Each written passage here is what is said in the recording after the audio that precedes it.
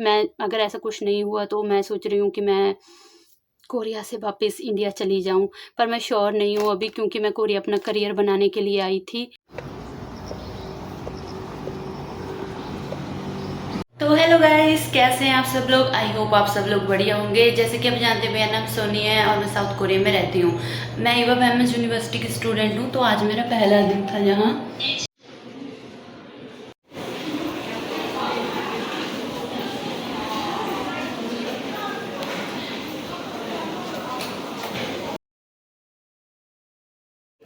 एक स्टोर था, नया नया खुला था। अच्छा। मार्ट नहीं होता घर के पास। व्यू कितना अच्छा है यहाँ से। तो गाइस, अभी मैं ना लैपटॉप लेने जा रही हूँ। जैसे कि आपको सबको पता है कि मेरा लैपटॉप टूटा हुआ है, तो मैं उसे यूनिवर्सिटी अपने साथ कैरी नहीं कर सकती, और क्लास में सबके पास लैपटॉप वगैरह रहता है। तो इसीलिए मैंने यहाँ जो हमारी यूनिवर्सिटी है आपको लैपटॉप देती है फ्री में, आपको रजिस्टर करना होता है। तो मैंने उसके लिए रजिस्टर किया हुआ है और लैपटॉप लेने चलते हैं। और इसके बाद मैं आपको रूम में जाके सारी बात बताती हूँ क्या हुआ इंटरनेशनल ऑफिस में, उन्होंने क्या बोला फ़ीस को लेकर। हमारी यूनिवर्सिटी की एक बात बहुत अच्छी कि ये लोग आपको फ्री में लैपटॉप दे देते हैं, जिसका कोई आपके ऊपर पे वगैरह करने का भी नहीं रहता रेंट का। और सबसे बड़ी बात, अगर आप एक दिन लेट हो जाते हैं तो सिर्फ आपका 1 महीने के लिए सस्पेंड करते हैं, कोई एक्स्ट्रा पे वगैरह नहीं लेते। पर अगर टूट फूट जाए तो आपको देना पड़ेगा, जो कि कम से कम आपको 1 महीने के लिए आप रख सकते हैं उसे, जो कि काफ़ी ज़्यादा ईजी रहता है कैरी करना, क्योंकि वो बहुत ही हल्का होता है। और मैं अपना लैपटॉप ठीक नहीं करा पाई, क्योंकि कोरिया में मेरा डेल का है, वो बहुत ज़्यादा महंगा रहता है। तो इसलिए मैं हमेशा यहाँ से लेती हूँ, मतलब पिछले सेमेस्टर से लेके अब तक।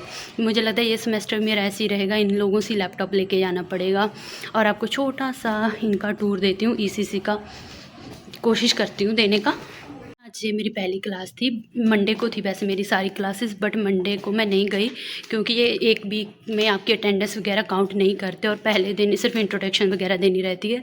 तो मैं रात को लेट सोई, थोड़ा स्ट्रेस के कारण सुबह नहीं उठ पाई, तो इसीलिए मैं नहीं गई थी। बट आज मेरा ये आवाज़ यहाँ से आ रही है फ्लोर से, क्योंकि ये लकड़ी का बना हुआ है ना, तो इसीलिए।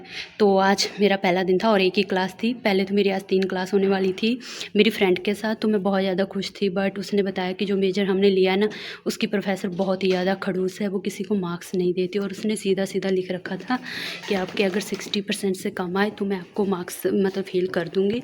और जो कि हमने नहीं, बल्कि 300 की एबिलिटी थी, जिसमें से सिर्फ 25 बच्चों ने रजिस्टर किया, बाकी 200 बच्चे उसे कल ही छोड़ के चले गए। तो मैंने और मेरी फ्रेंड ने सोचा कि जीपी के साथ इतना बड़ा रिस्क नहीं लेते हैं, तो छोड़ देते हैं। हम लोगों ने छोड़ दिया। तो इसके अलावा मेरी और मेरी इंडियन फ्रेंड, पहली बार ऐसा 1 साल बाद कि मैं और कोई मेरे साथ इंडियन मेरी फ्रेंड है जिनकी क्लास एक साथ है। तो अभी लैपटॉप लेने जाती हूँ। मैंने बहुत बकबक कर ली, कहीं कोई बोल ना दिया कि तुम बोल रही हो।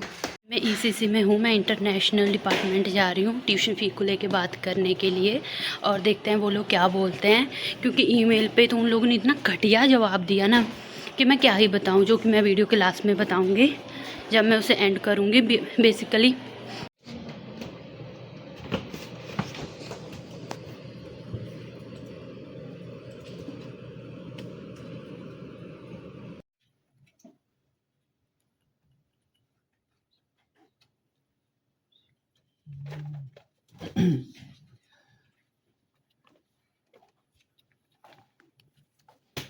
जैसे कि आप सबको पता है कि पंजाब में फ्लड्स आए हुए हैं, जहाँ हम रहते हैं वहाँ भी ऐसे ही हाल है।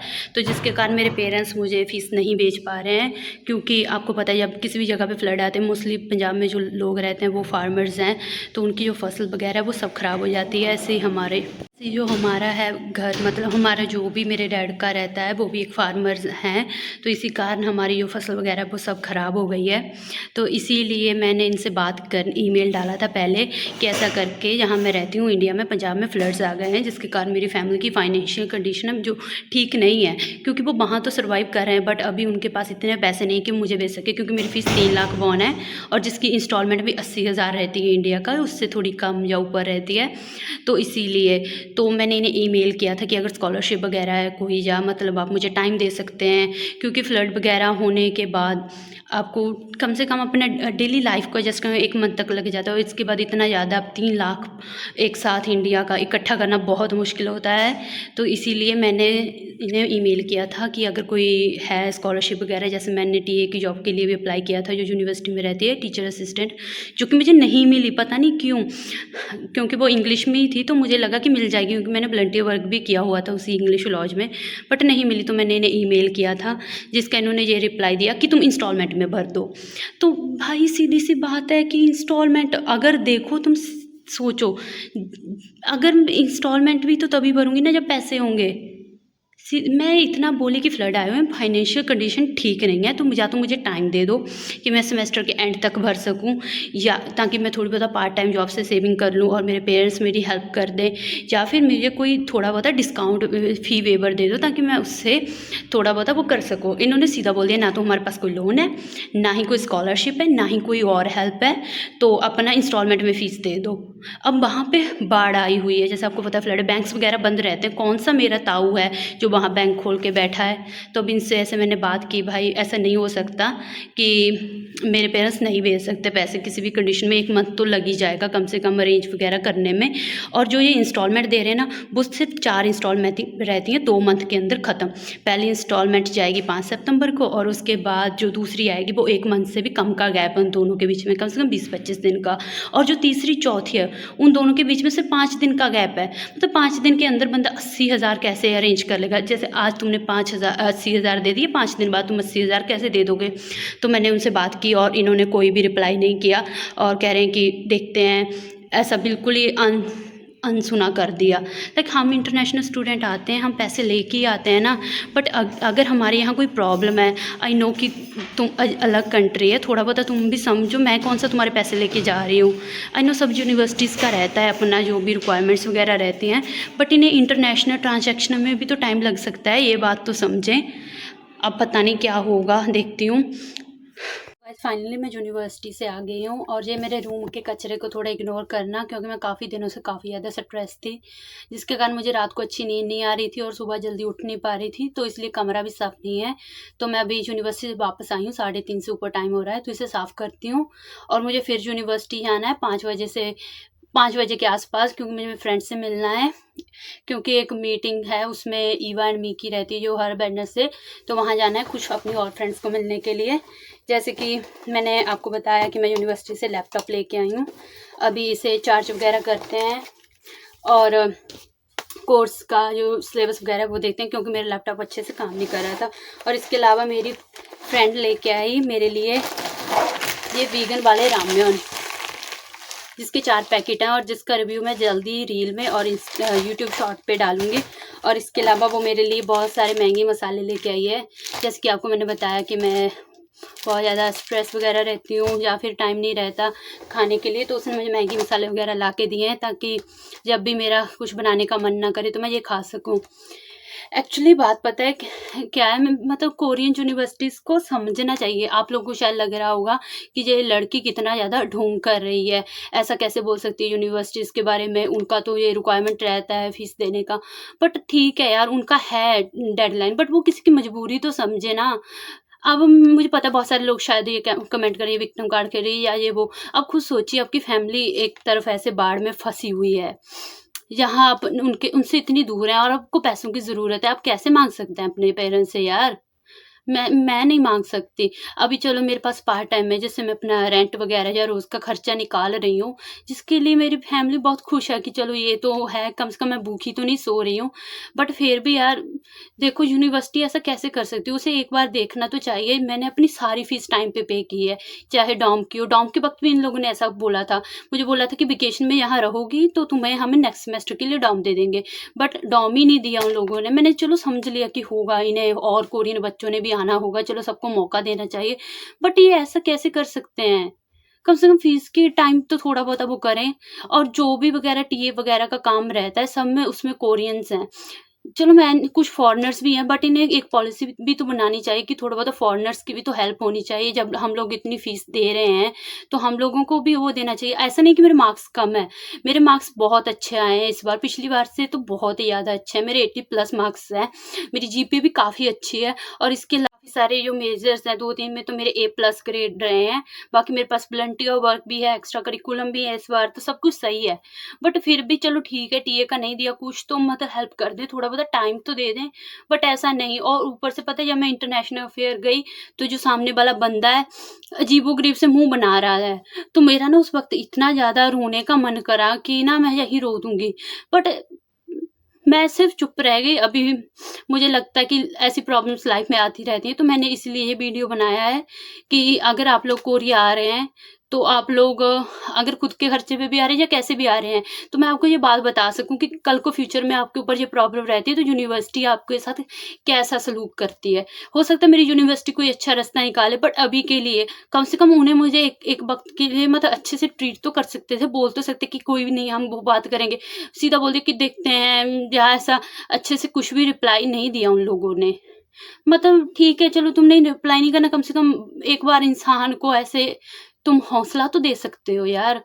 मतलब ऐसा कैसे कर सकते हो? हम लोग इतनी फीस पे करते हैं, सभी इंटरनेशनल स्टूडेंट कितने आते हैं हमारी यूनिवर्सिटीज़ में, और इंटरनेशनल स्टूडेंट के लिए स्कॉलरशिप बहुत कम है। टॉपिक लेने के बाद भी कई लोगों के पास स्कॉलरशिप नहीं है।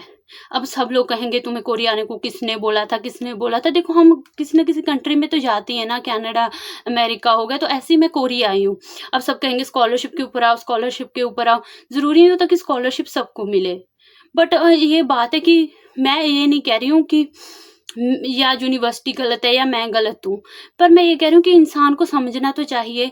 मैंने कहा कि आपको कोई प्रूफ चाहिए कि हमारे यहाँ फ्लड आया है कि नहीं, मैं वो भी देने के लिए तैयार हूँ। बट या तो मुझे टाइम दे दो या थोड़ा बहुत फी वेवर दे दो। टाइम और फी वेवर एक्चुअली मुझे दोनों की ज़रूरत है, क्योंकि चाहे वो कितनी भी फीस कम करें, मैं इतनी जल्दी पैसे अरेंज नहीं कर पाऊंगी कि मैं 5 सितंबर को या इतनी जल्दी भर सकूं। और जो इंस्टॉलमेंट है वो भी इन्होंने 2 मंथ के अंदर ख़त्म कर दी। इंस्टॉलमेंट रखी ही क्यों है जब 2 मंथ के अंदर सब ख़त्म कर देना है? 2 मंथ के अंदर बंदा कहाँ से इतने पैसे अरेंज कर लेगा? तो इसीलिए, और मैं देखती हूँ कि यूनिवर्सिटी क्या कहती है, और इसका भी मैं वीडियो बनाऊंगी, ताकि अगर आप कोरिया आएँ, आपको ऐसी कोई, भगवान ना करे आपके साथ ऐसा हो जैसा मेरे साथ हुआ है, तो मैं इसके ऊपर वीडियो बना सकूँ। और मुझे नहीं पता ये वीडियो कैसा बना है। तो मेरा पहला दिन था बेसिकली ये, क्योंकि पहले दिन तो मैं गई नहीं, क्योंकि उस दिन इतना होता नहीं है। बट मेरे हिसाब से ये पहला दिन ही था यूनिवर्सिटी का, जो कि बहुत ही बकवास रहा। ऐसा नहीं मेरी यूनिवर्सिटी घटिया है बिल्कुल ही, बट जैसे मैंने बताया कि लैपटॉप वगैरह में से हेल्प तो करती है, बट इन्हें ये भी तो समझना चाहिए ना कि इंटरनेशनल स्टूडेंट सिर्फ यहाँ पैसे उड़ाने नहीं आते, उनको अपना करियर भी बनाना होता है, उन्हें खुद के पाँव पे भी खड़ा होना होता है। तो उन्हें थोड़ा बहुत सपोर्ट करें। मैं नहीं कहती कि मुझे 100% स्कॉलरशिप दे दो, 70% दे दो, टाइम तो दे दो थोड़ा सा, अगर ऐसा कोई प्रॉब्लम आ रहा है। कोरियन यहाँ लोन ले सकते हैं, मुझे इंटरनेशनल स्टूडेंट का नहीं पता है, लोन वगैरह शायद नहीं देते हैं हम लोगों को। या मैंने काफ़ी सारे प्रोफेसर की टीए की जॉब के लिए भी अप्लाई किया था कि चलो थोड़ा बहुत फीस कम हो जाएगा, बट कुछ नहीं। मुझे नहीं पता सब फॉरेनर्स के साथ ऐसा होता है या नहीं। बाकी मुझे लगता है थोड़ा-सा लैंग्वेज का प्रॉब्लम है, बट जो इंग्लिश में है, जैसे कि इंग्लिश स्पीकिंग लॉन्ज है, राइटिंग लॉन्ज है, रीडिंग लॉन्ज है, या फिर कोई और जो भी हमारे मेजर्स रहते हैं इंग्लिश में, उनमें तो इंग्लिश फॉरेनर्स को रख सकते हैं, बट उनमें भी नहीं रखते ये ज़्यादातर। काफ़ी सारे इंटरनेशनल, जैसे अभी मैं गई इंटरनेशनल डिपार्टमेंट में, जो बच्चे काम करते हैं उन लोगों को अच्छे से इंग्लिश भी नहीं आती। चलो ठीक है, तुम कोरिया है, कोरियन बोलो, बट इंटरनेशनल डिपार्टमेंट में तो ऐसा बंदा रख लो जिसे इंग्लिश अच्छे से आती हो, या उनका एक्सेंट ही समझ में नहीं आता।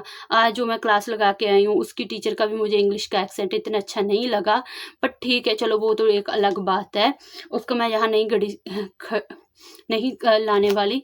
बट इन्हें सोचना चाहिए यार। चलो मैं ब्लॉग इसी के साथ एंड करती हूँ, और आई होप ये सारी जो प्रॉब्लम्स है जल्दी सॉल्व हो जाएं, और मैं जल्दी से जल्दी और ब्लॉग डाल सकूं, क्योंकि लाइफ में प्रॉब्लम आना ये एक लाइफ का पार्ट है, उन्हें सॉल्व कर लेना ये आपकी आर्ट है या आपकी हिम्मत कह सकते हैं।